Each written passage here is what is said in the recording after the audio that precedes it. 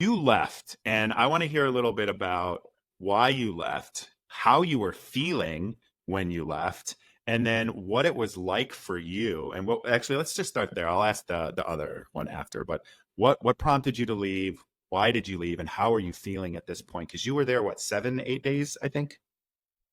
Yeah, and eventually when the Canadian Amber thing happened, at that point everybody's been there for quite a bit of time and there's some pretty severe emotional reactions happening amongst everybody. And then for myself, it was just becoming draining, long.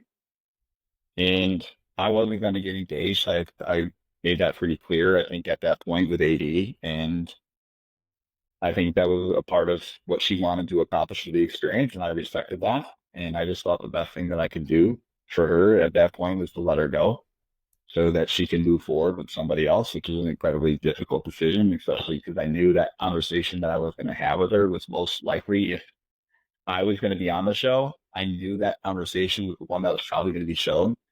And they showed some of my intensity before around the guide. And really that just stemmed from knowing that I had to go in there and have this conversation where this person I had spent 7 days talking to, and the day before she told me that she would get engaged with me. It's right. Like she said, if she had to pick, she would pick me. And that's when I really touched on it. Hey, you should leave the show. Some of the things going on here are not okay. I think it's the best thing for a relationship to do this in the right way rather than through this process. She decided to do it and I respected that. And then after the show, I was just in a mess. I That think can we? anybody, Yeah, I was going to say I want to take a minute to ask you because that's the exact situation I wanted to avoid. Like I didn't want to have my heart broken because someone didn't choose me. So you got you got chosen and then dumped essentially because you wanted to leave. Like wrecked. I'm like wrecked for you. How was like what was your decision making process? Had you already decided no matter what you were done and it was whether or not she was going to come with you? yeah, I think it just got to the point where knowing that manipulation storyline was being played, that I thought the best thing for me was to exit and separate myself from the experience completely. But it's not easy when you leave the experience and all these other people are still there. I don't know what's happening, but I'm assuming that she's going to get engaged to Clay and then they're going to go on the vacation and they're going to do all these things. And you're at home knowing that's happened and you just spent 7 days talking to this person and I never even got the chance to meet her. And I never contacted her or anything. I never knew what was going on with anybody. And eventually after, probably 2 months, she reached out to me directly first. And, we dated for a few weeks, but That had to be so hard. yeah, I mean, it was difficult, but I mean, you do the best you can in the circumstances as you move forward. And I've always appreciated my relationships with her and our friendship moving forward. We just have completely different lifestyles. I know I talked a little bit before about living an alcohol-free lifestyle. It's if somebody likes to enjoy that part of their life and do those type of things, it's just a lot more difficult to connect with somebody who's living a different way. So that was where our biggest And I differences, and think I really saw that.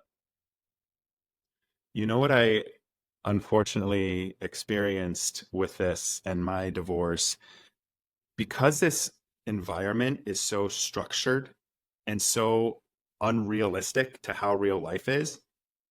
I totally understand how lifestyles you're not integrating your lives until this whole thing is over.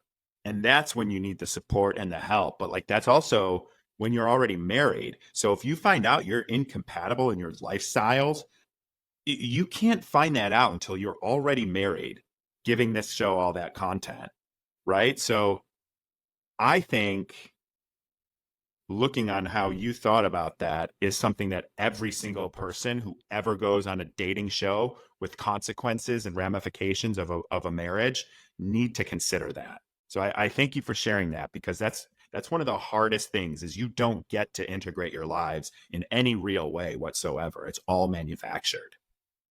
Yeah, I was being realistic about the situation.